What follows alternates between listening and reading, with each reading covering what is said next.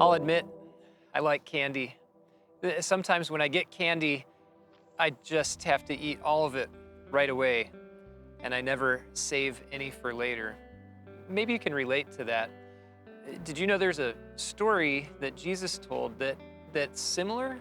It's the parable of the sower and the seed. It's a story that Jesus controls the details to make a point that he wants. And it's about a farmer who is planting seeds, and he plants them by throwing them out, sowing them.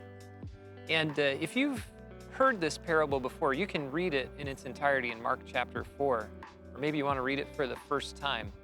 But in that parable, the farmer throws seed on good soil, and he throws it on soil with weeds, on soil with rocks, and he even lets it fall on a pathway. If you're like me, you've maybe scratched your head and say, why in the world would a farmer put seed on a path where it doesn't seem to belong? Maybe a better question to ask is to say, when God tells us that the farmer sows the word, maybe the question to ask is, how much word does God really have?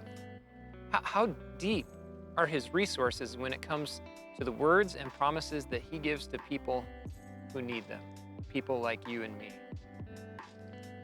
We have been like the path that seems like it's not where God's words and promises belong.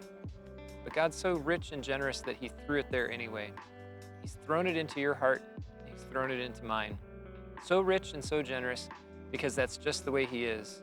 And that's just what he showed us when he sent Jesus into this world to pay for every single last one of our sins and give us the promise that we are forgiven.